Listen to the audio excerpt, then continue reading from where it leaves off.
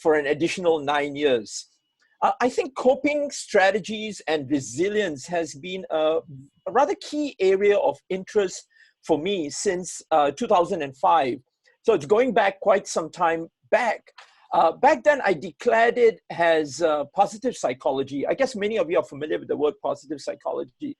I now realize that quite a number of the strategies that I've used in positive psychology has helped me out in terms of being more resilient and to cope with whatever that's happening right now. What I'm going to do right now is I'm going to let Martha introduce herself first, and after which I'm going to come back and add a little bit more. Martha, go for it. Thank you, Raymond. Hello, everyone. It is a great pleasure to be able to connect with you today. And thank you, Enible, for inviting me to be a part of this project. My background is in psychology and business administration. And so I currently work with individuals and companies, and I help them develop leadership capacities. And that involves individual coaching, performance coaching, but also running programs on personal and professional development. I am also a lecturer, so I deliver programs to higher education students, and I focus mainly on modules to do with soft skills, psychology and leadership and self-leadership. So my area of interest is obviously psychology, but also, as Raymond mentioned, resilience as well, and how we can use it in our everyday life and at work, and how we can build our capacities based on that. And also I'm interested in how our brains sort of pre-wire us towards certain behaviors. So a bit of psychology and behavioral science, and and neuroscience, and I try to connect all of those areas and help people develop. I promote growth mindset and self-awareness. So I also work with students as a pastoral counselor, so sometimes discussing any issues they might have in their studies and their own development. And this is an extremely rewarding part of my job as well. And in the past, I have been involved in mental health community projects run by West London Mental Health Trust. So this is pretty much about my background. Thank you very much, Martha. Martha is going to be coming back for more. She's got a lot more to share. But one of the things I just wanted to connect, if you guys already made that connection, the reason why we are gathered together today is about resilience, and probably even talking a little bit about coping strategies, both at work, in your personal lives, and also at home. As most of you are familiar, resilience has become an important term in our lives right now. And that's because of the advent of COVID-19 pandemic. Our fixed norms have shifted to a whole space of abnormality or unnormalcy, or whatever you may call it, in terms of what we are doing. So next slide, please. So resilience, if you really look at it, is the process of being able to bounce back quickly in times of stress and anxiety. Now, in order for us to bounce back quickly, we obviously need to think about how we conduct ourselves, or the space that we actually put ourselves in, so that we have strategies to overcome whatever we are feeling and we are able to jump back. I want to share with you that resilience can be learned, right? So it can be learned, and you can learn it. We'll talk a little bit more about it towards the end of this program, towards the end of this webinar. Now, resilience involves developing thoughts, behaviors, and actions that allow you to recover from, like what I said, traumatic and stressful events in life. As Nelson Mandela elegantly states it in this quote, the greatest joy that we receive is in rising every time that we fall. Next slide, please. So for today's workshop, we have 5 things that we want to talk about. Next slide, Sanjay. We're going to talk about 5 areas that we want to touch on. Number 1 is we want to start off with reflecting on our personal experiences related to COVID-19. We all have these personal experiences, and we're going to attempt to pull that out so that you can see that you're not alone in what your experiences are. Number one. The second one is we will then look at the signs of stress and uncertainties and the corresponding coping strategies that can go with that. So I'm going to invite Martha to come back and talk about that area. And then towards the end, what we like to do is we like to share a plan for you to take it to the next level, right? And then end up in terms of a call to action. That's all we're going to do for this next 1 hour. I want to share a little cartoon with you. Sanjay, next slide, please. Social distancing, as all of you are very familiar. First of all, do you realize how many acronyms that are being, that are being listed out just over this last couple of weeks, right? So, this morning I was looking at HBL, home-based learning, and I was like scratching my head and trying to figure out what that is. But another thing that's coming up is social distancing, right? I guess all of you are very familiar, and the government of Singapore and virtually many governments out there are encouraging people to maintain a safe social distancing.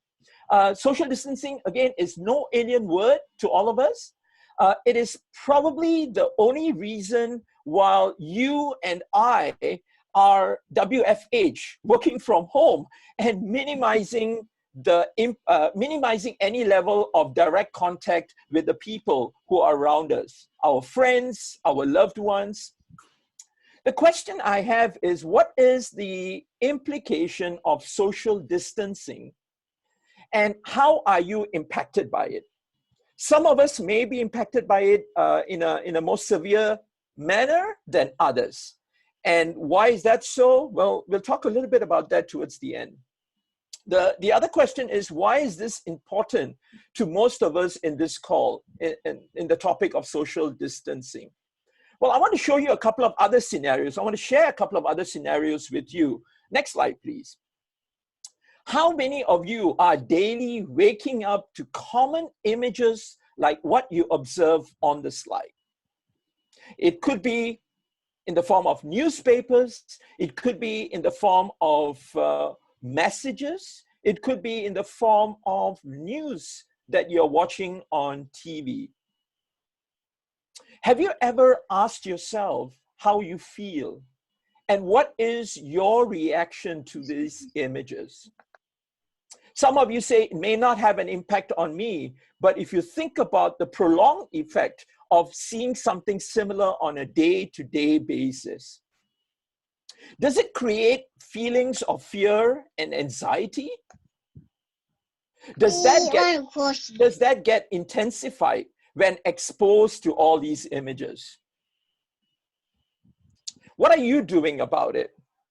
Well, what I'm going to do right now is I'm going to invite all of you to pull out your mobile phone. And like what Sanjay said, if you had your mobile phone in front of you, I'm going to ask you to pull up your mobile phone. There's a QR code in front of you. Please go scan that QR code. It's going to take you into www.menti.com. And I'd like you to type in that code, which is 933561. And I'd like you to consider answering the question that you see on menti.com or on the slide right now. So the question is, what are the most stressful aspects of COVID-19, of the COVID-19 situation for you right now? So what's going to happen is when you put that information in, it's going to be captured in a word cloud, which Sanjay would be bringing into the screen in a little while. Then you get to see what other people are thinking about it too. So while you're filling all this up, Martha, maybe do you have one stressful aspect as far as COVID-19 is concerned for you? Well, if I can sort of make a sort of start ahead, I think for me it's the news, and I would want to go more in depth later on as to what happens to us when we are being exposed to not so positive news right now. Let's be honest, and what happens to our brains, and therefore what happens to our decision making. And so for me, it will be, well, because now we are at home, so what I find myself doing is very often checking the news, doing some work and spending time with kids, but also, checking what's happening. Is it getting better? And, that's the stressful part. And just recently we could see our playgrounds being sealed off. So it's like, hey, it's really coming, it's just here. This is our view from the window, and we have our playground sealed off, and we have our basketball court sealed off. So it's kind of like a reminder. But we have some really nice responses. We have uncertainty being in the center, isolation, hopefully not too much of it. Try to connect with people, try to connect with others. Financial well-being, absolutely. Loss of job, potentially. The government is trying to do as much as they can, but we know we don't have that kind of assurance right now. Kids, yes, things like working around when the family is also around. So doubt, whatever that might be, as to how things will turn out. Our health, of course, finances, safety. So it looks like. Please, Raymond. Yeah, one thing I wanted to say, the word that's popping out there for me immediately is isolation. I think we've got people who are either living in solitude or living away from their family members, and they definitely must feel a little bit of apprehension in terms of just being there and not having anyone to talk to. So I guess that creates a significant level of anxiety too. Absolutely, yes. So it's very important to actually stay connected, even if it is only being able to connect with others as we are now on Zoom, online, on the phone. But it's important to talk to someone. So definitely don't stay with your thoughts and with your anxieties on your own.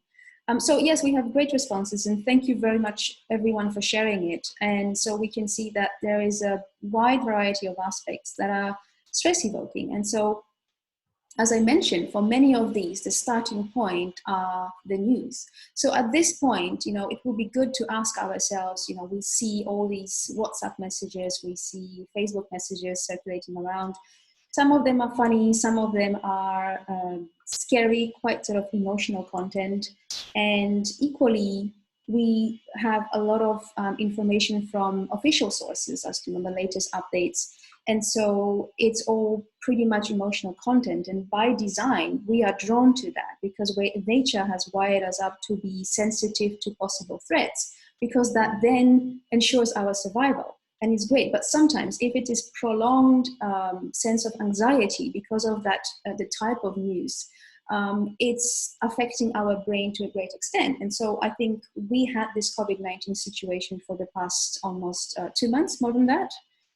So it's definitely, we can call it a prolonged anxiety and fear. And I myself will find myself, as I was saying, every evening checking frantically the news and then discussing it with my husband. And obviously right now, we don't have any very optimistic outcomes. And I realized this is actually what we are serving to ourselves just before we go to bed, which is not very healthy in terms of, as you mentioned, Raymond, resilience and coping strategies, because we need to be in a good frame of mind to be able to handle the situation. So the first question to ask ourselves here, as I said, is to what extent we are being informed, and we look into news for that, and to what extent we are actually being scared. Because from the brain point of view, what prolonged constant fear does is that, well, it weakens our immune system, it weakens our psychological well-being, it lowers our energy levels, it brings confusion, it increases our confirmation bias, so we kind of fix ourselves in the frame of mind, and maybe many of you actually find yourself in that, thinking that, well, things are bad, and we don't see how they can get better. And so we end up picking up bits and pieces of information to confirm that. And we are closing ourselves to opposing information that would be helping us to put ourselves in a slightly better frame of mind. So this is definitely not helpful if we want to deal with challenging situations. And so we need to have our strength right now to pull through it and emerge more resilient and emerge more stronger. So some of you also mentioned that uncertainty. is one of the stresses. And definitely, we don't know how long this is going to last. We don't know how this is going to turn out in the end. We are concerned about, you were mentioning the finances, financial well-being. We are concerned about what's the economic impact in Singapore and around the world. And again, the news are very stressful, because we hear reports of people, for example, in Italy saying, well, our savings have run out and what to do next. So, you know, for me, my 5-year-old daughter keeps asking me when the virus is going to go away and when she will be able to go to playground and play. And, you know, for a parent, it's a bit of a lump in the throat situation, because I would want to bring that assurance to her and I would want to give her some answer, but I don't have the answer. I have no idea how this is going to be. And the best thing that I can do is to keep repeating to her, well, we just need to be patient, we need to stay calm, stay indoors, and do the best that we can.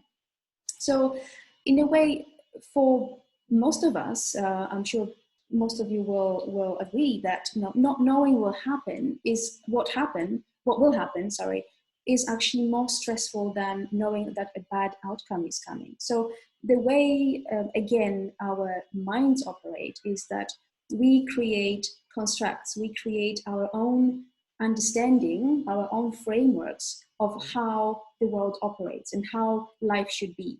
And when something happens that does not fit into that construct, we cannot explain it, we again experience stress, anxiety, and lack of emotional well-being.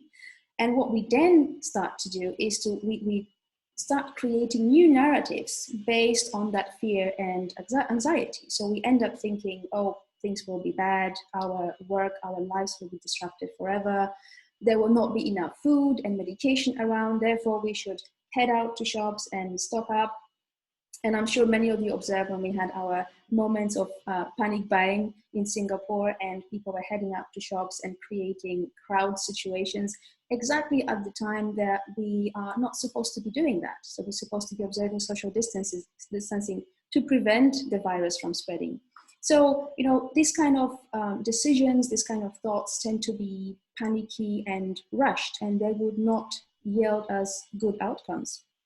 So again, this is exactly what we don't need right now.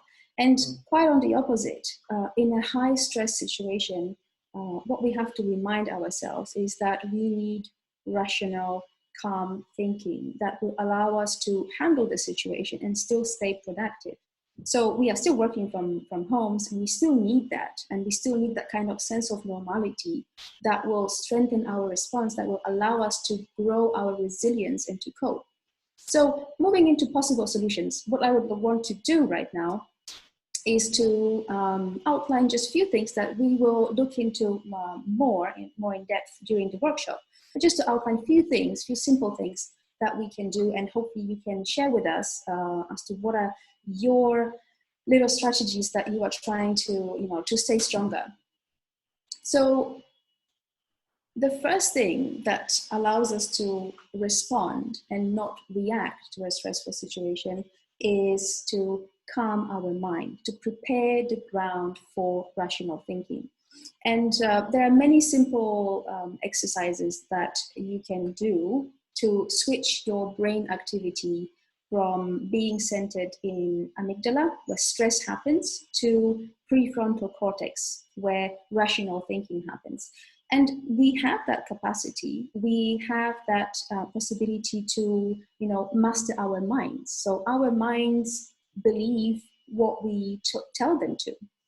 So one of my favorite exercises, you know, is simply breathing exercises. So just the other day, I woke up in the morning after reading lots of news, and I was completely unfocused. I could just tell this is not my day, and whatever I was trying to do is just wasn't working. So I went to teach in this state of mind, but I arrived at school some 10 minutes earlier.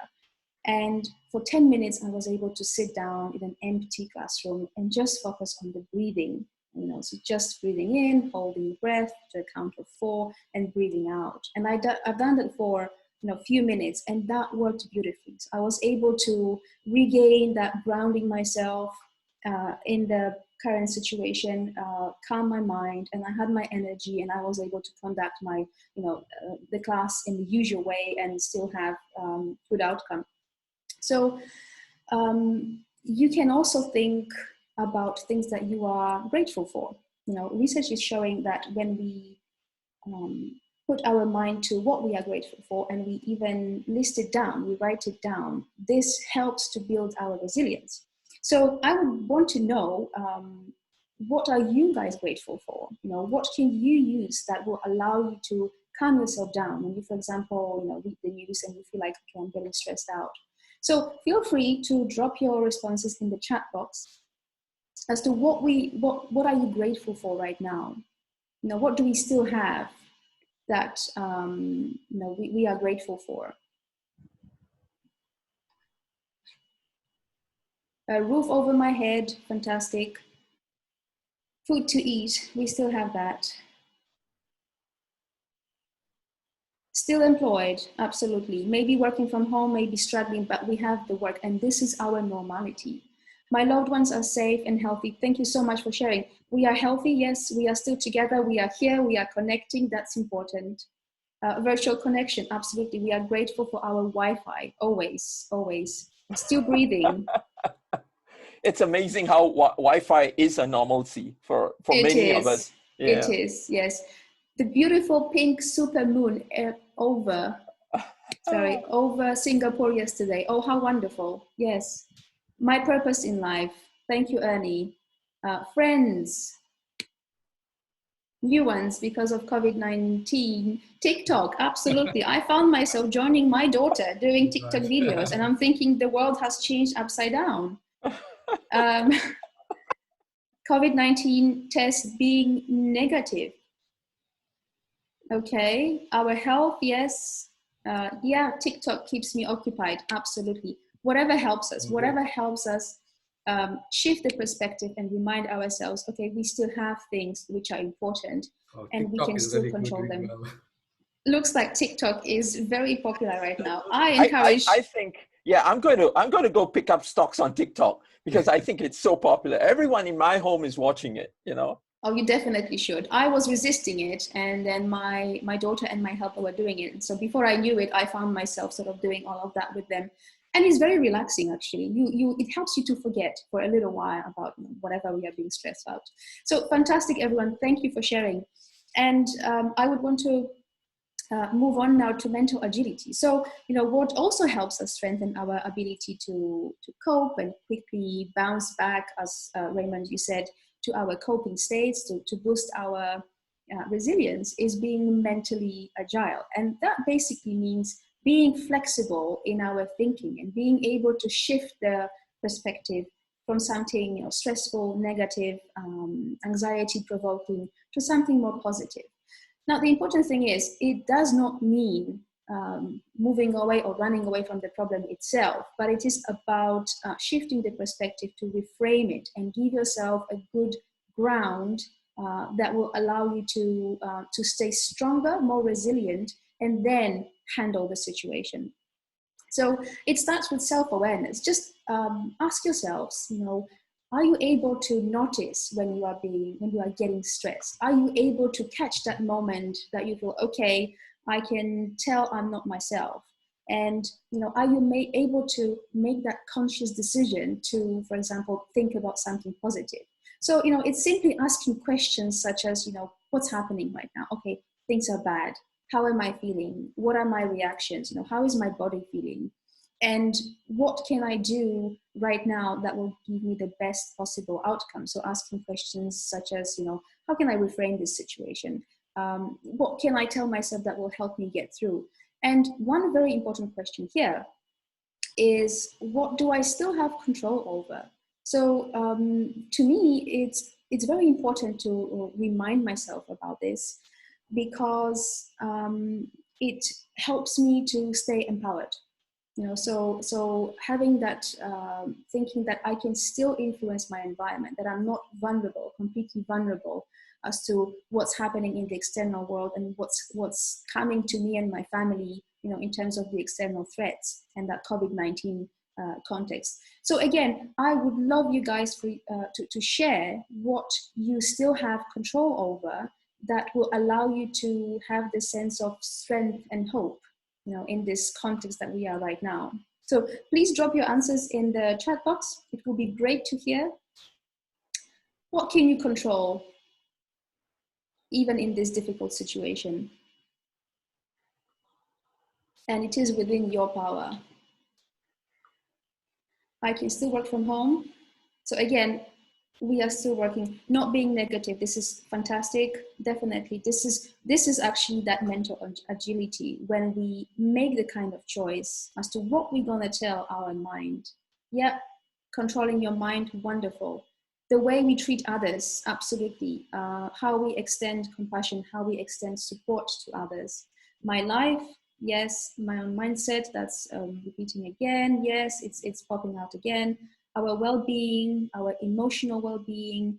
What will I cook for breakfast, lunch, and dinner? Absolutely. Nice. How much TikTok will I do? How much I will wash my hands? How much soap will I use? And we still have that.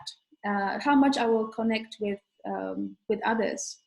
Oh yes, that's great. One of the things, Martha, that I discovered that I can do, I've control over is, I started playing guitar long time back. Now is the opportunity for me to sit with my guitar and try to improve my skills in it, right?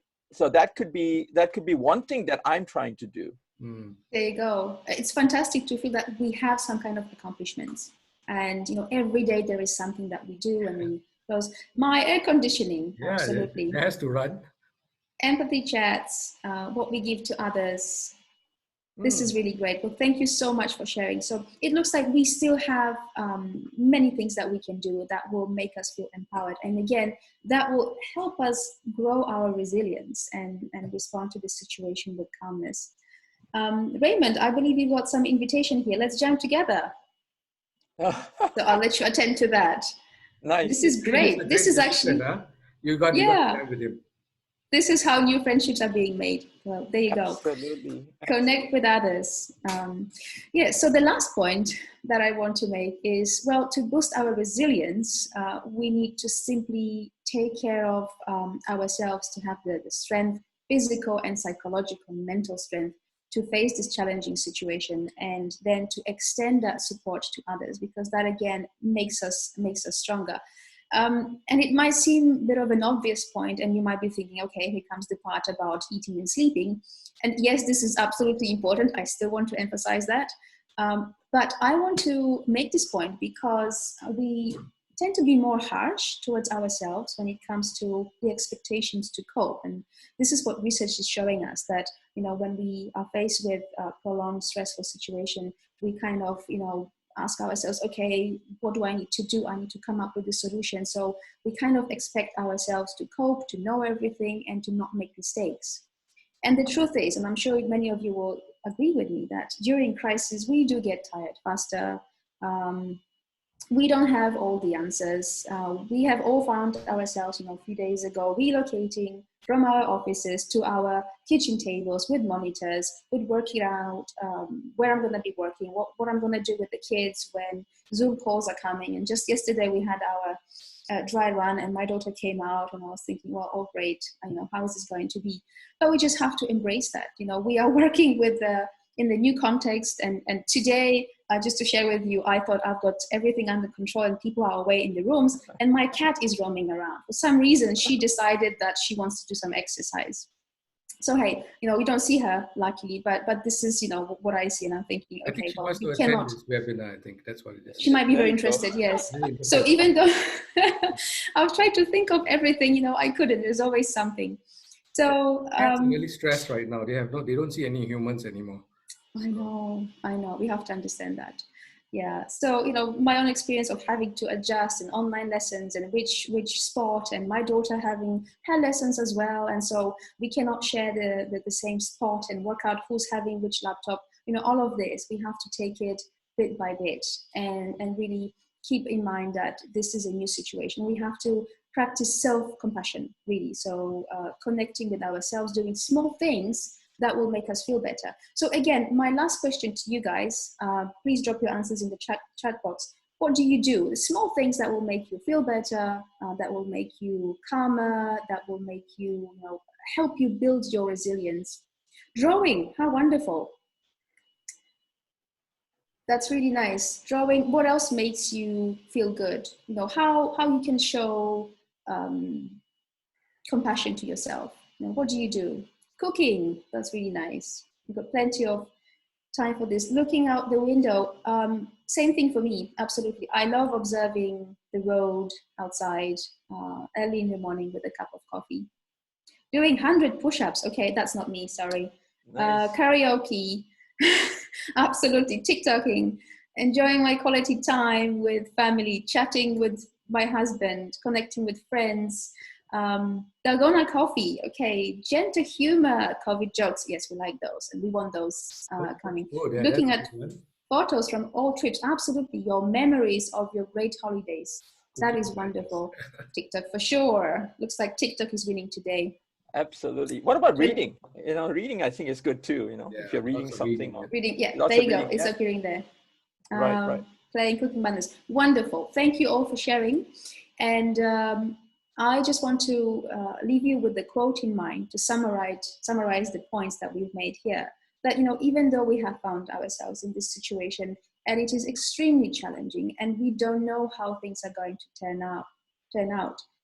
We still have a choice as to how we approach the situation. We still have a choice, and as you all have shared, how we frame the situation, and we still have a choice to grow our resilience and respond with the best resources in us.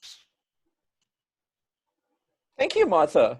Geez, that was amazing. I learned so much. It's unreal. One of the things that you mentioned, which I thought was really good, was being aware of ourselves, being physically aware, being mentally aware, being emotionally aware, and catching ourselves at that very moment itself.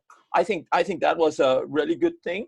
The second point that stood out for me was, we should be sensitive towards not being harsh to ourselves, especially when we are exposed to prolonged stress, right? Right. I think showing ourselves a little bit of compassion. The way we treat ourselves is how we're going to be treating the people around us, be it our family members, our loved ones, and everyone else. All right. So that's amazing. But thank you so much. I'm sure everybody's going to get a chance probably to ask a little bit more question. I like what Rose just put down in the chat section. She says mindfulness isn't difficult. We just need to remember to do it. I think that's by Sharon Salzberg. So that's a really good one. If I could go to the next slide, please, Sanjay.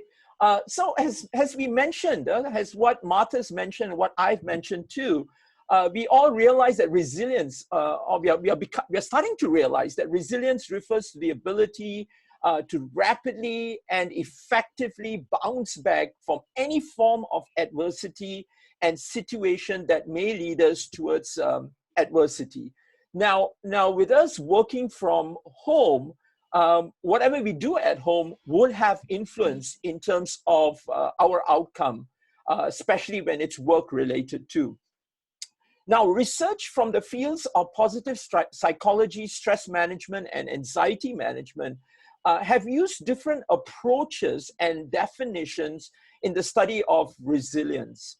So what we are doing at Enible, we are actually recommending an inventory tool, which is called a coping and resilience inventory model, a framework, also known as CARI, which you see on the screen, which helps us to better understand ourselves before developing any strategies to thrive and flourish, especially under demanding circumstances. So before you can go out there and take actions, like what Martha talked about, it'd be good for you to know who you are and what specific areas do you need to work on, or what specific areas you're really good at, and leverage those areas so that you can be better.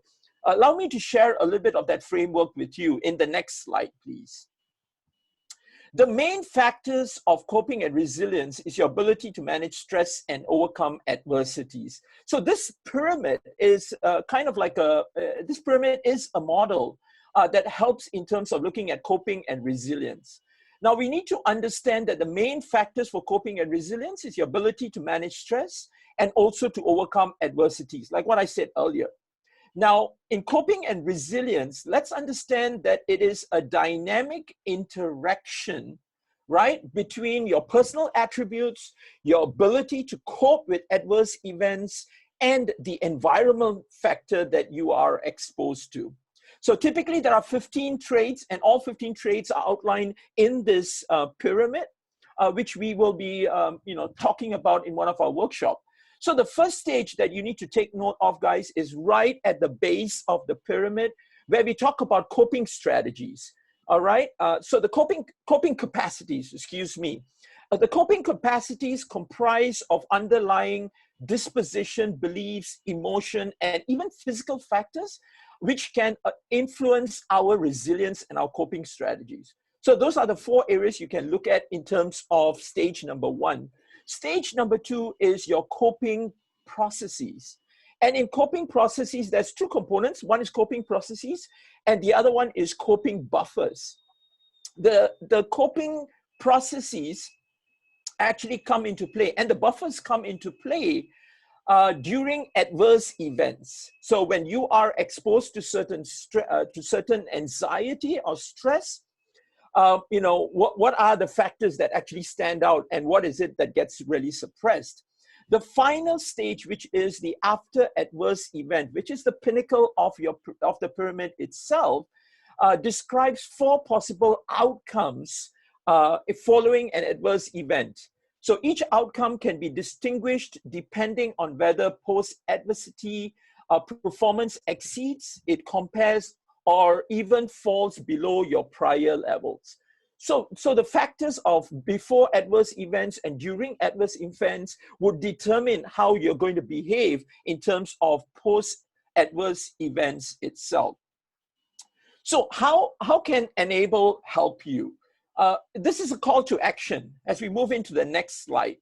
My question to you is, are you ready to be the new resilient you? And it's a question that you need to ask yourself. If you are willing to give yourself a chance, if you're going to be compassionate enough to yourself, I have a call to action that is sitting right in front of you right now.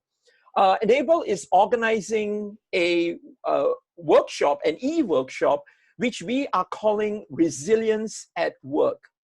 Now, this workshop is going to happen over 2 days on the 22nd and 23rd of April. Each day, it's going to be only 3 hours. We believe that going online extensively is going to obviously get people really tired. So to make it really impactful on Zoom, we are going to do this over 2 days, 3 hours each in the morning. And this is what we are going to offer you. We are offering you a value of the Curry report, which is worth $120, which is going to be all yours. So before you come to this e-workshop, Resilience at Work, you will get a chance to attempt the Curry inventory report, and you are going to get a copy of this report, which is going to be used in that 6 hours program. Now, the 6 hours program is going to incorporate, number one, we're going to be talking a little bit about resilience. What is resilience? What is coping? How resilience has got a spectrum.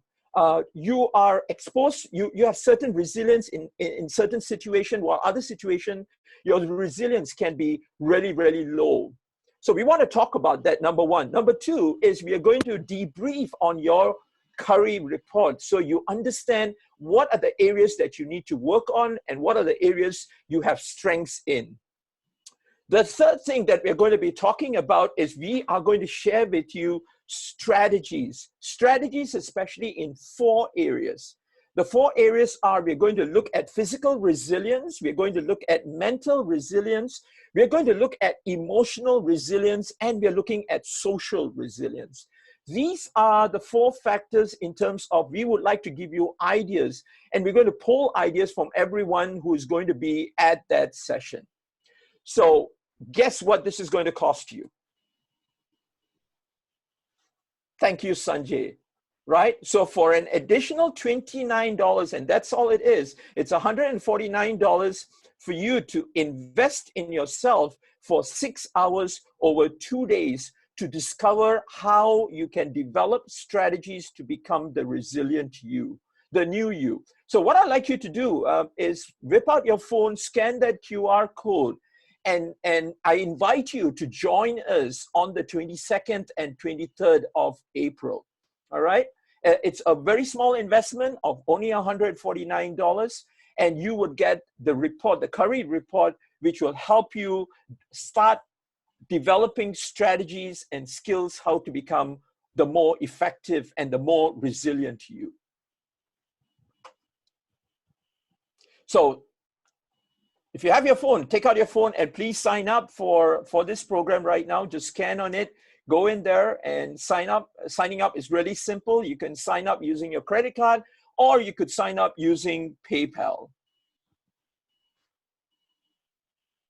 What we're going to do also at this point of time, if you have any questions, we would like to welcome questions. And I think what Sanjay is going to be doing, he's going to unmute everybody.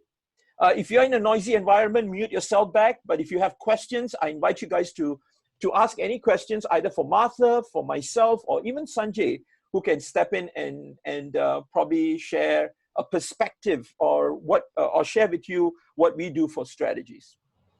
So I won't unmute all of you because I'm respectful of the fact that you may have background noise or things going on. So what I will ask you to do is unmute yourself and please come online. You can see I got background noise as well. So please come unmute yourself.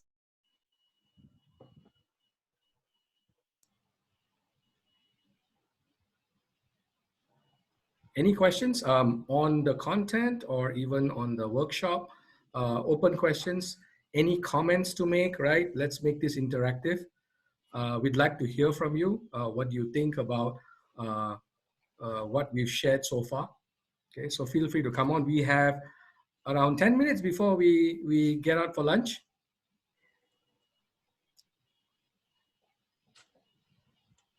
Quiet crowd. Also, yes, if you don't want to get on mute, please ask questions on the chat. I think well, I also want to emphasize and share a little bit more on the workshop. I think the strategies, we kind of like broke the strategies up into 4 different areas. And one of the things we're talking about is exercises. There's going to be exercises, specific exercises for each different area in terms of how someone could take away and explore how they can contextualize it into their own environment and try to implement it. So it's going to be something that's very different in terms of what you are doing as compared to today. This is very important. Yeah, that it will be very much tailor-made, because when it comes to resilience, we can learn those strategies, but we really have to apply them to our very own unique context. So this is exactly what we want to do with you guys. So this was sort of as interactive as possible, but obviously when we are... Yeah, sorry, Martha, but I think Martha brought up another point, which I almost forgot, but the whole element of having accountability partners, that is something else that is also designed into the program, where you're going to be walking away probably with another accountability partner, and then who's going to actually help hold you accountable for whatever actions that you decide to take at the end of the program. Okay, we have a question from Krish. When on the 23rd and 24th are the sessions planned for? Time slots. It's 22nd and 23rd, by the way, Krish. And it's in the mornings, so we are planning for 9 a.m. till 12:30. So both days are in the morning. Right. It's going to be super friendly. We're kind of like breaking it up into 90-minute slots. Yeah. So we do activities for 90 minutes, then we're going to take about 15, 20 minutes break, then we're going to come back for another 90 minutes. And that's the reason why it's running from 9 a.m. to 12:30. We feel that these sessions are super effective if they are bite-sized and they are impactful. You take a break, take some notes, do some journaling, and then come back into the session again. Okay. So. Oh, you're most welcome, Carol. Thank you so much for. Thank you for Oh, joining yes, us. welcome. Any other questions? Okay, so the QR code is up there. I hope you've been able to do that. But okay, before you leave, I'd like you to thank you for attending. Please feel free to stay on till about another 8 minutes for any questions if you need. Hope you enjoyed the workshop. Please give us some feedback. I think feedback is very, very important for us. This is the first time we are running this workshop. So we'd really love to know what you guys think about it, what we can do differently. So scan the QR code, share your feedback, or you have the little link there. Okay, we'll be sending out post emails as well with the link and with both the links. So if you are going to join us, please feel free to let us know. If you do have any questions, both myself and Raymond's phone numbers and email addresses up there, right? Feel free to ping us at any time, right? Now we are all working from home, so we have no realization of when work starts and when work ends. I have lost track of the dates. I just realized it's Good Friday tomorrow. It's a public holiday, and Yes. so we need to have some resilience now because we are losing it based on what's happening right now. It's work and pleasure now, Yeah. mixing. Okay. No, you're welcome. So You're welcome, please, CK. please do Thank you that. very much, And, CK. yeah, and we are on till 12. If Mm. you have any other questions or something to share with us, we're good. If there are other topics that you would also like us to talk about and bring in industry experts, so please let us know. Put that in the feedback form. This is the link for the feedback form. Put that in. We definitely will consider it. We already are having discussions in terms of how to make this more frequent, so that you can always come back, connect with us, and ask more questions. So the whole thing is, how do we support each other to tie us through the COVID-19 circuit breaker times? And yeah, please feel free to share with us. We are already looking at a series of what we can do, and based on what you need, what your requirements are, please share with us on either directly or on the feedback form what we can do, because we're going to make it more frequent, right? This is only week 1 of stay at home, so we need to, we want to do more of these sessions, right? And it's not just to promote our workshops, but just as a sharing session, right? I think these are times where we actually need to come together, right? With social distancing, at least we can get as close as possible on Zoom or on any other platform. That's right. It would be great to hear your thoughts on this one. Let us A know lot your of thoughts ideas. on chat or anywhere else. That'd be great. Well, thank you, Thomas. Thank you for all Judy. the words. Thank you very much. Right, we've been quite nervous and quite anxious about this workshop, given that we are launching it for the very first time, and but we are convinced that I think resilience is one of the key things that we have to think about. Not all of us are the same, and resilience isn't 0 or 1. It isn't that you are either resilient or not resilient. In different contexts, you can be different resilience. This is where the career report provides you a lot of insight, right? And we can take those as indicators as to which areas we need to make better.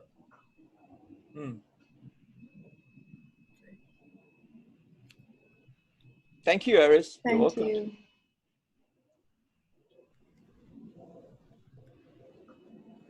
Okay, thank you very much. I hope you are able to give us the feedback, and some of you, if you are signing up, we look forward to seeing you on 22nd and 23rd.